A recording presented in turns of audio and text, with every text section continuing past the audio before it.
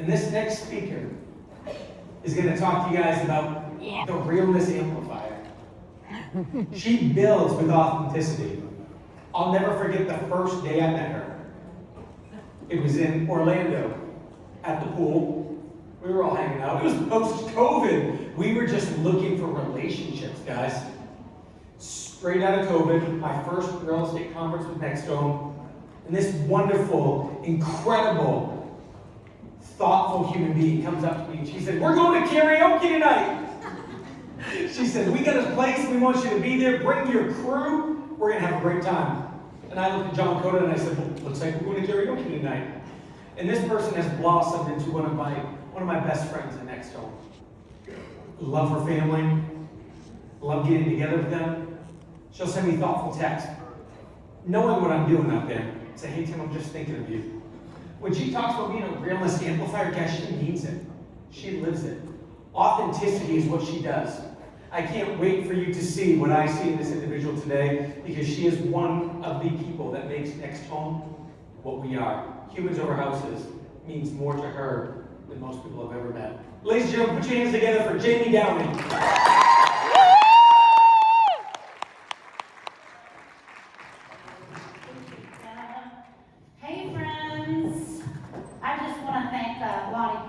For putting me right here after James and right before Jim. I admire and adore so much.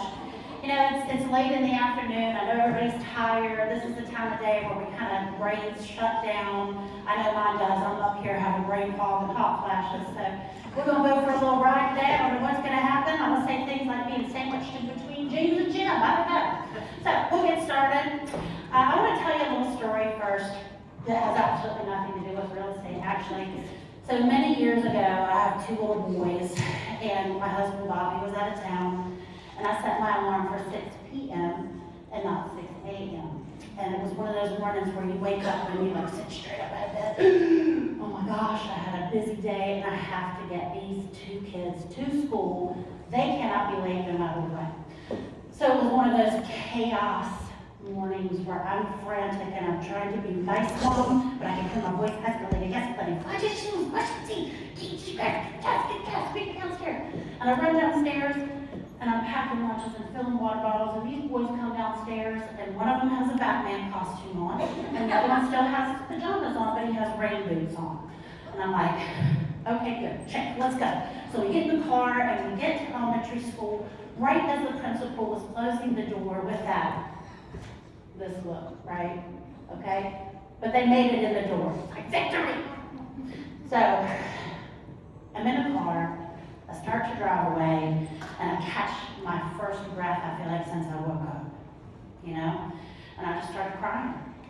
It just hit me. It felt like everyone was doing life better than me, that I was such a failure.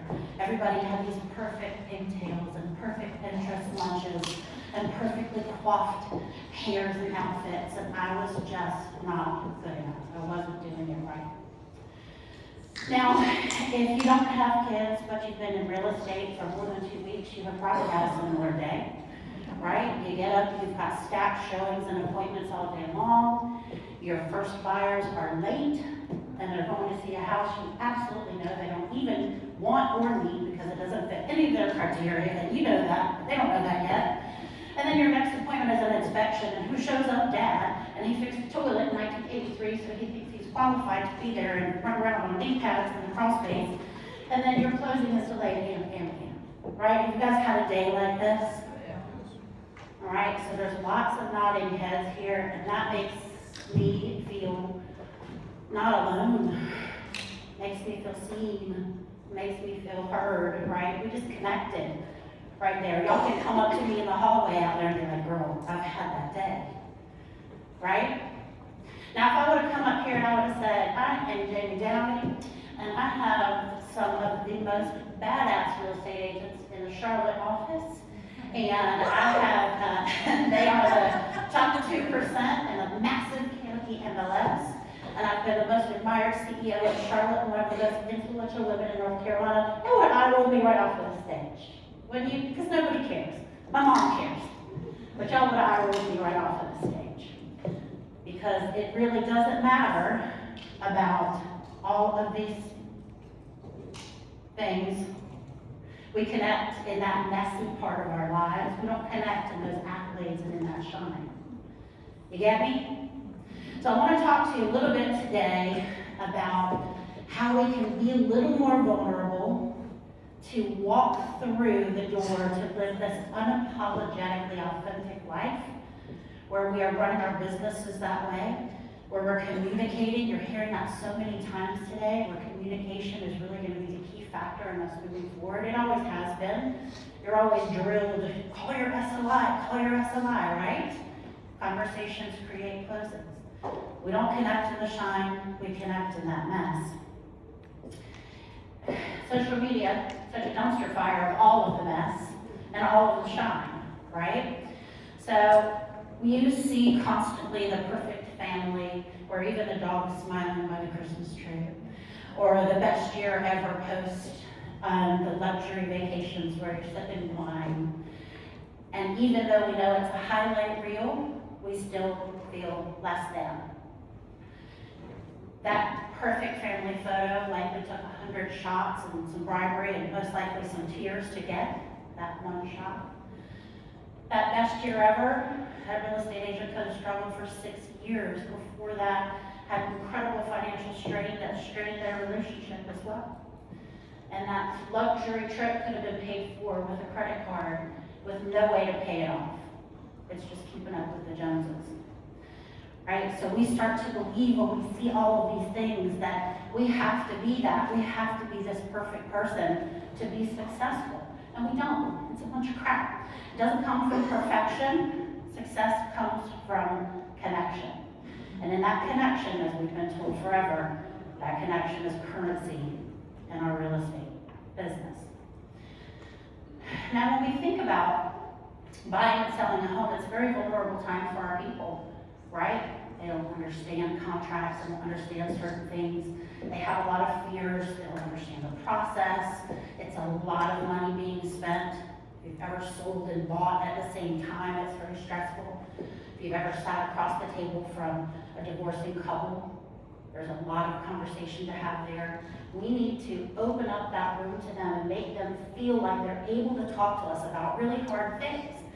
And when we're out there just posting luxury vacations and top producer, just listed, just sold, and that's it, that's all they see, do you feel like they're going to want to come and talk to you about how they have so much credit card debt, but they're sitting on 2% interest rate, and they're staring at a 6.5% interest rate and wondering if they should buy right now? How can they help themselves? How can they help their family, right?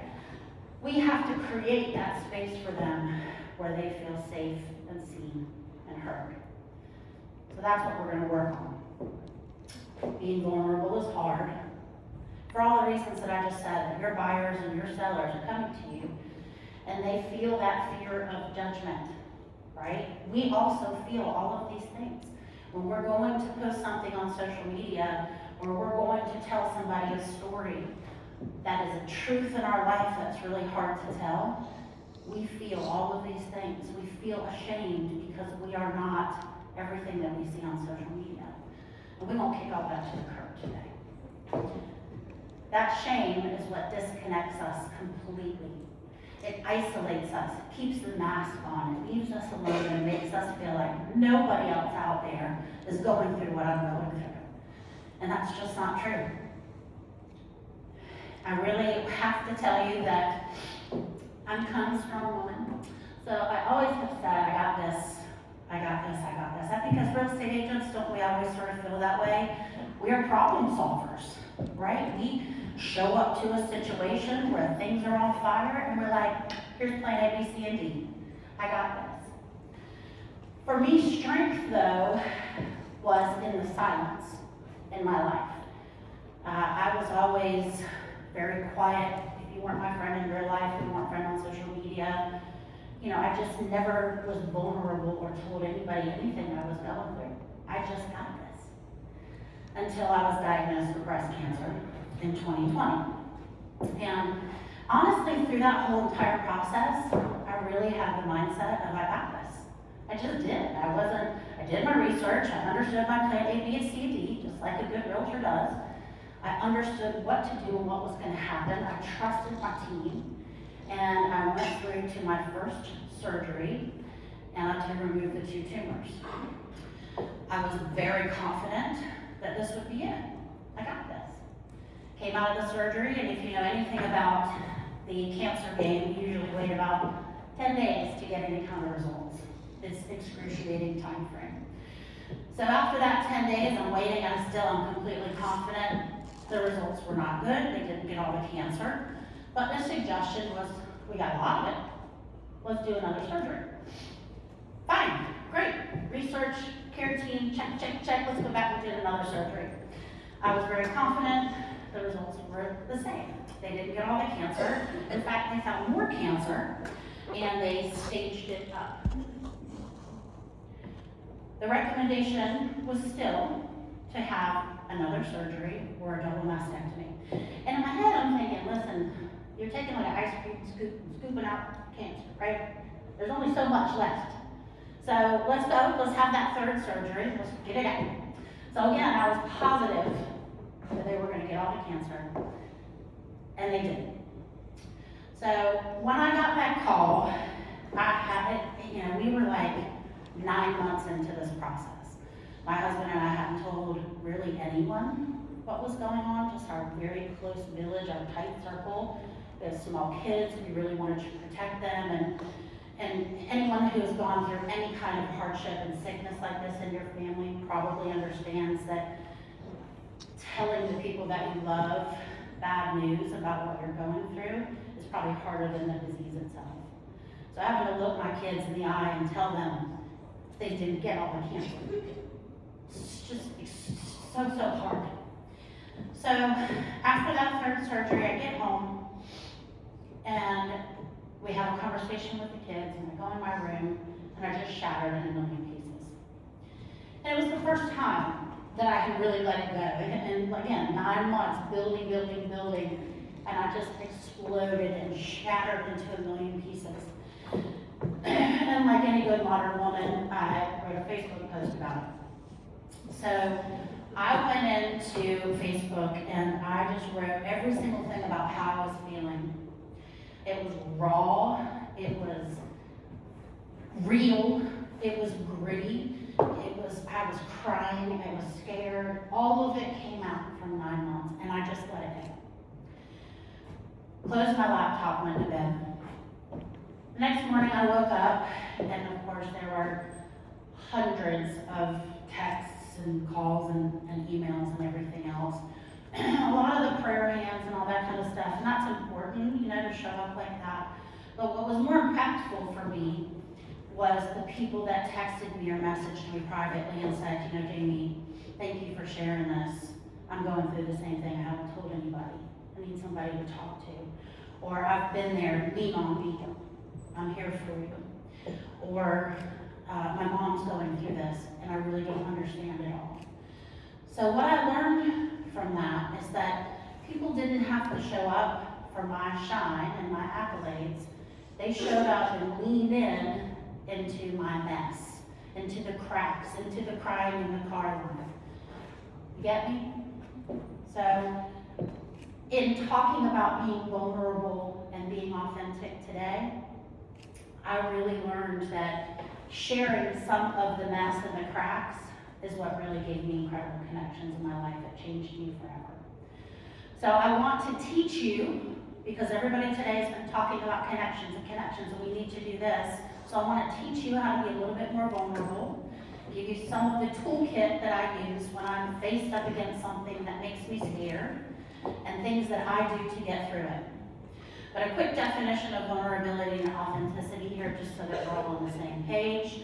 Vulnerability, willingness to be you, to show up exactly who you are, and authenticity, to continue to live your life that way. Authenticity is the doorway, vulnerability is the doorway, and authenticity is the path. To be unapologetically authentic in your life, you have to overcome the fear of being too vulnerable. So our toolkit today, let me just preface this with a couple things. First of all, there's a lot of science behind the way that we can deal with things, stress, laughter, all of these things. You will all find your own ways. This is my toolkit that I want to share with you that works. Laughter is the best medicine for me. If you have met my husband, you can understand why. He makes me laugh all the time, but it changes the dynamic in my brain. And there's also a lot of science on these slides. So at the very end of the presentation, I'll give you a QR code for the deck. Not sell anything, love to connect with you. Let's do some business together across the miles. But scan the QR code for all of that, okay?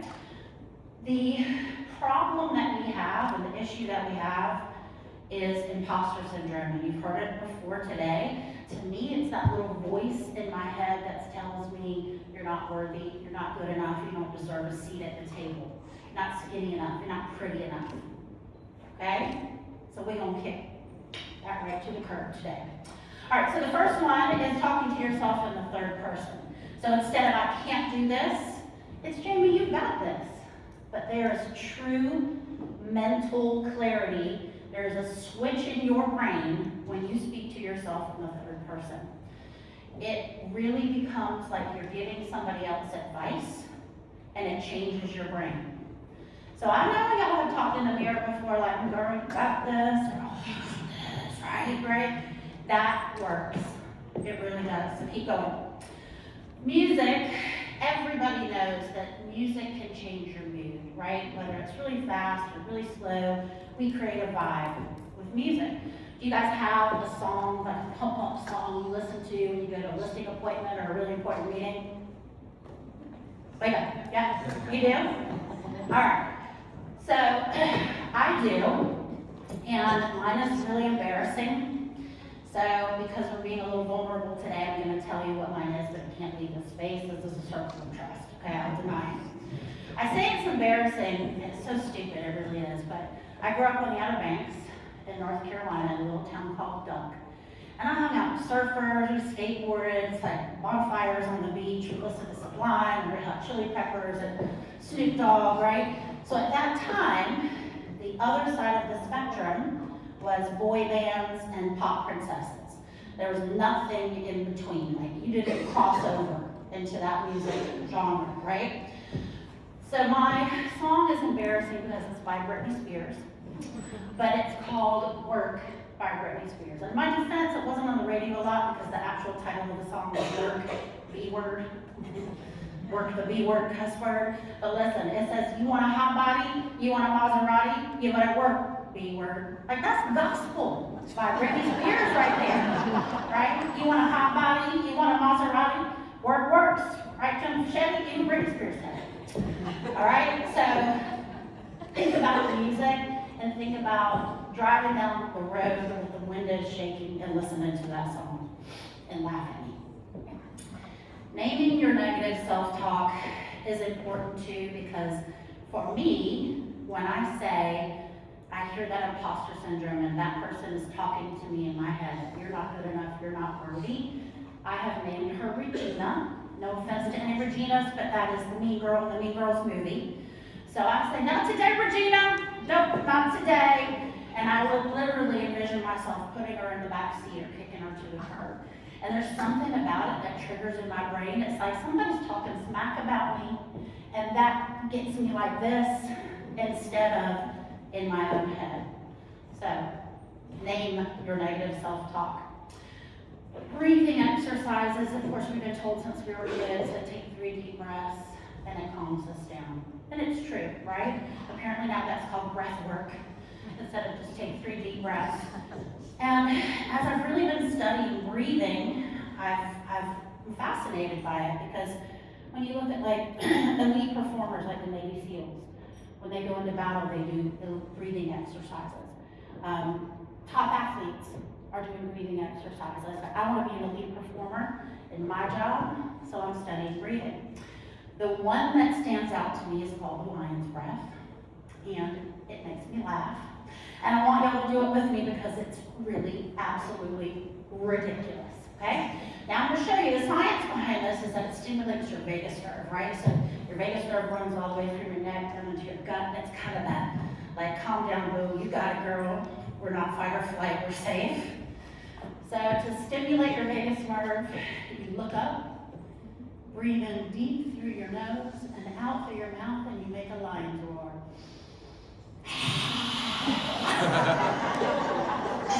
And it kind of reminds me of like the rocker hands, you know, like. All right, now I want y'all to do it with me. It's late in the day, I know. Get out of your own way and make some silly faces with me, all right? Eyes up, in through your nose. Come on. Out through your mouth. All right, don't you feel like it's just a little bit, that laughter just shifts off a little bit, right? You can laugh, your muscles don't get so tense anymore. All right, so now we're gonna take that vulnerability, the ability to be a little bit more vulnerable in situations. We've walked through the doorway, now we're gonna continue on the path to authenticity. So with authenticity, I'll run through this really, really quickly, but we wanna show that messy middle. I'm not asking you to go out there and tell everybody you're a hot mess and complain all the time, right? But what we wanna do is relate to people. You can tell a story in your real estate career that maybe something has happened to a buyer that this current buyer is going through, right? There's a connection, just like James says, in the story. You make them feel seen and you make them feel heard. Same thing with empathy, with a widow at the table, a divorcee at the table. Any kind of story that brings people to buy and sell is unique. And we want to show up and make them feel like they are safe to talk to us about the truth that we need to hear, right? I need to know if you can't be in this house in 30 days, like I'm gonna have to do some things differently. We need to lead with empathy and make people feel safe in those safe spaces. Tell stories, not just stats. Nobody cares about your stats. They do care about the story of a past client or something that you went through, and let your brand be you. They're not here for your logo, they're here for you. They're here for your truth and the way that you make them feel. We had a great time at the Oyster Roast last night. And I think that the oyster is a phenomenal metaphor of making the mess beautiful. Right? Because the oyster spends all of its time filtering water, and that's how it eats, that's how it breathes. And sometimes it gets this little piece of sand or a piece of grit inside it, and it hurts, it's painful, it's irritating, and it can't do anything about it. So what it does to take care of it is just continues to layer over it. Every day, just continues to work through it and layer over it until one day that grit becomes the pearl. That grit didn't go away, but it transformed into something really, really beautiful. And I think that we can do that in our own lives by layering over and remembering that some of these things, these bad things that happen in our lives, the diagnosis, the loss, the bad stories, the things that always happen, everybody has a mess. We just continue to layer over it, and those things will define us later on. Most powerful thing you can do in your business, stop polishing that highlight reel, show that real reel. Again, not hot mess, just real, truth, reality, connect with people. Don't chase the perfection, chase the connection. Don't hide the struggle, but honor it. Don't curse the chaos, but bless it. I love this because we all know this, but I really want to tell you again because I want you to hear me say it. Sometimes all the things we just know, you need to hear again. But I want you to leave here remembering that struggle produces growth. A really hard couple years in real estate. It's been a wild 5 years in real estate. But you are here, some of the best in the business, because you're here to learn and grow. Struggle produces growth. Pressure produces diamonds, and oysters produce pearls. Stop wishing that mess away, y'all. Let's bless it. Thank you very much.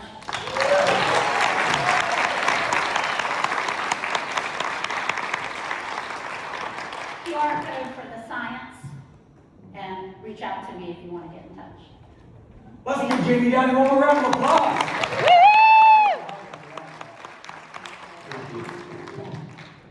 That's the human being I want in my circle right there.